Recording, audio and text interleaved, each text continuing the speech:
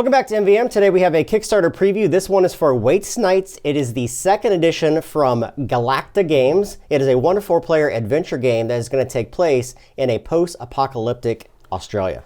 Yeah, you play as a group of what's called Waste Knights who are moving around Australia trying to rebuild civilization and survive, basically. So the game is going to take place in booklets, and each of these booklets is going to contain an adventure, and these adventures are going to be multiple different segments in which will lead you through different story elements of the game as well. They will all have a climactic ending to it. In this example that we played, for the first one, at the very end, we were fighting a boss, and what's really neat about the game is it has branching paths as well. So how you do in the game and the things that you do, how you interact with people, it's going to give you options, and those options are going to lead to very different endpoints. In this case, when you look at the book itself, there are 2 possible different bosses you're going to fight, both the same, but the way that you're going to interact with them is going to be completely different. Yeah, and the game comes with 2 books. This is the adventure book right here. What you're going to do is actually read through the adventure, and it's going to give you some decisions right off the bat that's going to impact how you set up the game. Now, this was a special adventure for us to use, so don't worry about too many spoilers here, but as you flip through this, you'll see multiple different pages of setup, and these are for different events that can happen in the game. Might actually cause you to end the adventure you're playing, pick up a new little scenario within that adventure, and it'll reference back to this book of tales, which this is full of text entries and decisions that you're going to have to make. Yeah, and one of the cool things about the Survivor's Guide as well, or the adventure book there, is that it also has gameplay elements built into it. So the game actually also already has a set of rules, but there are new rules that are introduced there depending upon the scenario or the adventure that you're playing in. So when you look at the board, you have Western and Eastern Australia. The eastern side tends to be the more civilized area. They're calling the eastern side, or the western side, the wasteland. This is where a lot of the bad things will inhabit the area. Each of the players at the very beginning is going to start with a character, and this character is going to have a number of different stats. So everyone at the start of the game is going to have variable player powers. They're going to have their own unique vehicle that they're going to use. They're going to have their own inherent powers. Plus, they're going to have a number of equipment and armor that, again, are going to have variable powers that you will use throughout the game. Yeah, when you start the game off, you're going to determine first player. Then in reverse turn order, you're going to draft your vehicles. So whoever's last place kind of gets a little bonus of maybe getting the vehicle of their choice. Once everyone has their vehicle, then you go around starting with the first player and draft gear. So then you're going to start to pick from the starting gear to kind of equip your character. Each one of the vehicles is going to have their own movement ability. These movements are going to be determined by the different hexes on the board. Some of them are harder to move through, meaning that you have to spend some more of your movement points to be able to move through them. Also, each of them are going to have their own set of gas tanks. These are things that you can use to enhance that movement. However, you're going to be going back to town and refreshing some of those resources throughout the game. Also, each of the vehicles can break down, which is really unique. They have their own built-in chassis, and when this chassis breaks down, you're going to be taking cards that have 2 sides to them. One side is how you repair the card, but the back side is different for all the cards. The same thing with the injuries in the game. When you take injuries, you're going to reflect that with a particular card, which is going to do something for you. And then when it's turned over, it may be a broken leg, a broken arm, all kinds of varieties. It's interesting the way it's handled because it gives you that feeling of being out in the wasteland. You can fix your vehicle and get it running, but it's going to spring a leak or some kind of permanent damage that can only be fixed by returning to his city and taking it to an actual garage. Each player is also going to have a number of different native abilities to them. They're going to be good either with ranged weapons or with melee type of weapons. They're also going to have some survival skills, some negotiation skills, some first aid, some tech skills. We're all going to be reflected in the various actions that you take, not only in the game, but also in that Survivor's Guide and the book guide. Also, you have the ability to camp and do exploration actions, which we'll explain in a moment. Everyone has their own set of health and their own set of experience that they can gain too, and experience is going to allow you to unlock some abilities in the game. Each of the different abilities, people are going to come with a small deck of these cards, and these cards themselves are double-sided, and when you unlock them, you get to choose which ones and which side you want to do, all enhancing your character's ability throughout the game. You're only going to get 3 of them, so you can only get 3 potential upgrades, so choosing which ones you want to use. Some increase your stat abilities, while some give you benefits that are going to persist through the whole game. So you also have a number of different decks of cards outside your injuries and your mechanical breakdowns for your vehicle. You have exploration cards. These are going to represent the different regions. When you land in those regions and stop, you have to do some kind of interaction with those. Those can spawn very rarely good events, but typically monsters are some kind of being that you're going to have to fight with, or some kind of tie-in directly to the book itself. Yeah, that's right. There are plot cards hidden in both of these decks.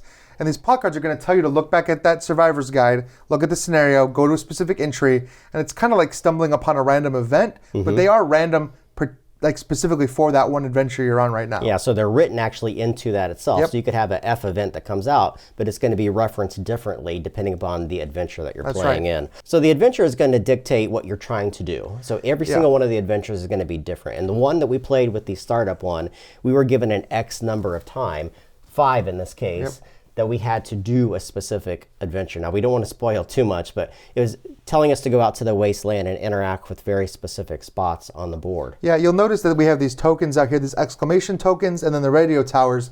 The game book is going to tell you where to put those. It's also going to tell you what happens when you get there. Not specifically, but it'll say to go to a certain page. So when it doesn't like give you any information up front, you can't even accidentally see. So you really have to kind of risk it when you go to these events. It also typically tell you how to mingle the different card stacks together. Sometimes you're pulling cards out, sometimes you're introducing new cards to it, depending upon the scenario or the adventure that you're playing as well. So on your turn, you get 2 actions, and those actions can be split across a number of different types of things. The most common thing you're going to be doing is moving across the wasteland. And we said your vehicle's movement is going to dictate how far you can move, spinning gas tanks to be able to enhance that movement depending on your vehicle. Anytime you move, you're simply going to be looking at your reference chart to see the different terrain values that you're moving on. For instance, the roads are all free movement. However, once you move into like a desert, it's +1 movement, or one of the wooded areas, it's +2 movement, and so forth. There are additional things that are going to happen during your movement. For example, there's a number of different types of tokens on the board and different pre-printed objects on the board that are going to do things when you move into those areas. These spaces are going to either cause radiation that will come onto your player board, they'll do biohazard damage, which is much harder to heal than regular damage, or it'll have you draw a threat token from this bag. And these threat tokens can be a variety of different things, and they have 2 sides, a yellow side and a red side. The yellow side comes into play if your card is an event. The red side comes into play if your card is an enemy. Because if your card is an enemy, you're going to have to fight them, and that threat token is going to make them even more difficult. Every time you stop your movement, you're going to have to draw through and resolve one of these cards. The second action that you can take is to actually camp. And camping is an action where you're just simply going to take it in the place that you're located at that given time. When you camp, you're allowed to do a number of different actions that are either going to be able to repair the equipment that you use.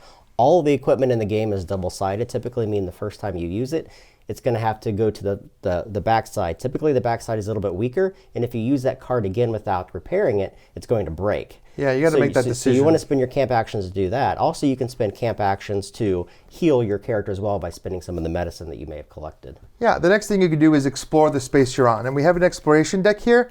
Every character has a different exploration number, and that is the number of these exploration cards I can draw.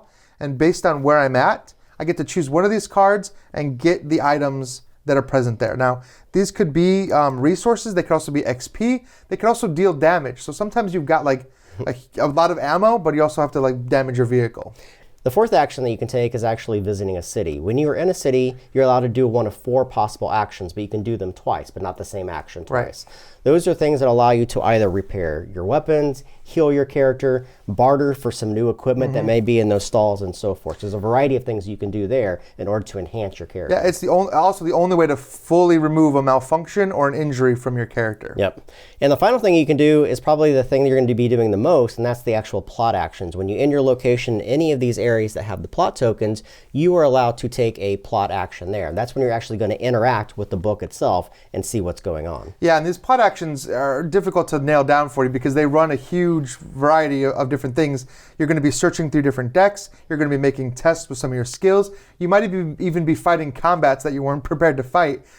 Sometimes they're just bad things that happen to you. You have no idea what's going to happen when you walk into one of those areas. And combat in the game is handled the moment that you make contact with one of the enemies on either exploration or landing in an area and interacting with that. You're going to be rolling dice to be able to compare your stats to their stats. One of the cool things about the game is that once you have an encounter, if you don't defeat them, they simply go away. So you're not having to go through reoccurring combat through the game. It's a one meets all. Now, combat's going to be handled with all the different variety of stats that you have on your player card. You're going to have some inherent stats for your character, plus any of the equipment that you choose to use at that time. Yeah, you're basically building a dice pool looking at your stat and your weapon. Meanwhile, the enemy's doing the same thing. There's a bunch of keywords that can trigger. Sometimes they can ambush you, or sometimes they take more than one hit to kill. But it is pretty quick. You're making one die roll, and either you kill them and get the rewards, or you don't. Either way, you're possibly taking damage back from them. One of the nice things about this game too that we experienced right from the start is that death is an inherent game over for it. So basically you're just taking more and more injuries and taking those on. You can go back to heal those, but it's slowing down your progress in the game. So you're always pushing forward. And with those branching paths within the book, they can lead to very different things. For instance, one of the things that we had to do at the beginning was make a choice to either meet with the science team or meet with this broker, this random black market guy, broker, yeah. right? And we chose to meet with the black market broker, and eventually the gentleman died. But the story didn't end there; it just kept progressing depending upon the choices and the die rolls that we made. Yeah, and the thing is, you don't know when your adventure is going to end. You don't know exactly what your end goal is. You have a turn track at the bottom, and it will tell you where to put your turn marker. And every turn you're going to lose one. When it gets to certain numbers, the book might tell you to do certain things. You might run out of time without realizing that you were even on a timer. Yeah, and in fact, some of the things are going to be beneficial by doing it in a short amount of time, but it doesn't end the game right there. That's right.